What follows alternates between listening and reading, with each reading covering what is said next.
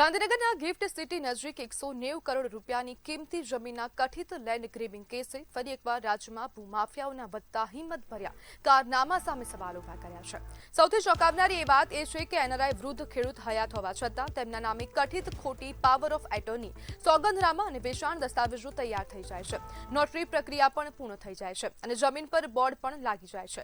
સવાલ એ છે કે આટલી મોટી પ્રક્રિયા દરમિયાન જવાબદાર તંત્ર, રેવન્યુ સિસ્ટમ અને ચકાસણી વ્યવસ્થા ક્યાં હતી? જો કલેક્ટર સ્તરની તપાસ અને હાઈકોર્ટ સુધીની લડત બાદ હકીકતો બહાર આવતી હોય તો સામાન્ય નાગરિકની જમીન કેટલી સુરક્ષિત છે? આ કેસ માત્ર એક જમીન વિવાદ નથી, પરંતુ જમીન દસ્તાવેજોની વિશ્વસનીયતા અને તંત્રની કાર્યક્ષમતા પર પણ પ્રશ્નચિહ્ન મૂકે છે। ભૂમાફિયાઓ આટલા નીડર કેમ બન્યા? શું કાયદાનો ભય ઘટી રહ્યો છે? અને સૌથી મહત્વનો સવાલ કે આવી ઘટનાઓ અટકાવવા માટે જવાબદાર સામે કડક કાર્યવાહી ક્યારે થશે? અને આવનારા સમયમાં જો આવી કાર્યવાહી થશે તો શું હવે તંત્ર દ્વારા પગલાં લેવામાં આવશે કે કેમ? તેવા અનેક પ્રશ્નોએ હવે વેગ પકડ્યું છે। જમીન પચાવી મસ્ત મોટું કૌભાંડ આચર્યું હોવાનું એસઆઈટીની તપાસમાં ખુલ્યું છે।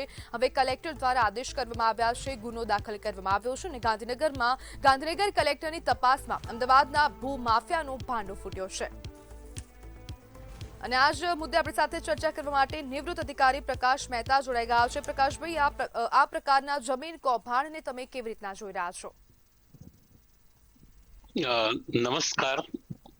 ન્યૂઝમાં સાંભળ્યું કે ગાંધીનગર પાસે ગિફ્ટ સિટીમાં 190 કરોડ રૂપિયાની જમીનનું ખોટા દસ્તાવેજ, ખોટી સોગંદનામું, ખોટી એફિડેવિટ અને ખોટા પાવર ઓફ એટર્ની કરીને આ ભૂમાફિયાઓએ એ જમીન પચાવી પાડી છે।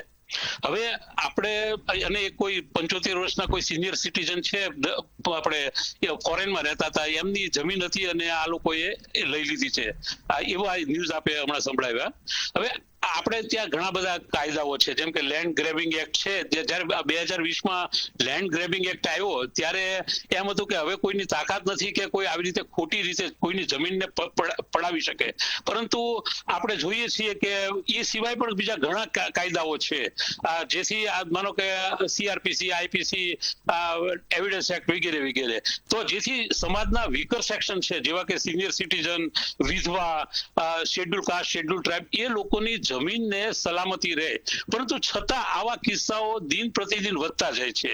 તો ચર્ચાનો વિષય આજે એ છે કે આવું કેમ થાય છે અને આની પાછળના પડદા પાછળના કારણો શું છે, એ બાબતમાં એક તો ખાસ તો આપણે જોવાનું છે।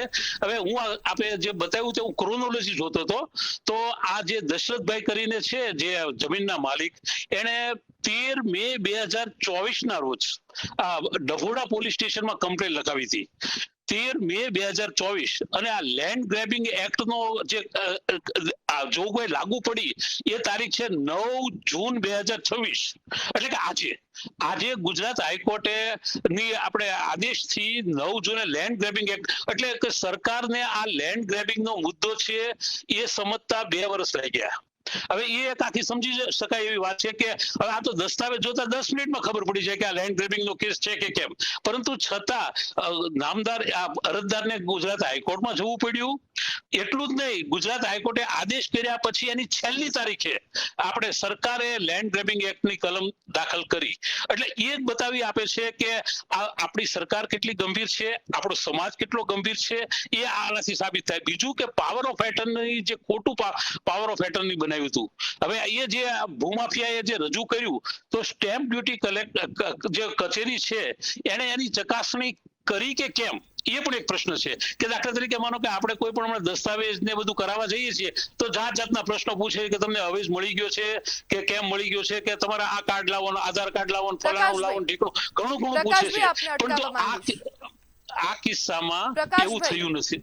જી પ્રકાશભાઈ, આપ વાત કરી રહ્યા છો કે આપણી સિસ્ટમ, આપણો કાયદો કેટલો ગંભીર છે લેન્ડ ગ્રેબિંગને લઈને, પરંતુ અહીંયા આપણે એ પણ ન જોવાનું ભૂલી જવું જોઈએ કે આ 2 વર્ષ બાદ હાઈકોર્ટ દ્વારા ખબર પડી કે આ લેન્ડ ગ્રેબિંગનો કેસ છે, તો આના પરથી સવાલ અહીંયા ઉભો થાય કે શું આપણી સિસ્ટમ એટલી ફૂટેલી છે કે દસ્તાવેજો જોતા જ તેમને ખબર ન પડી?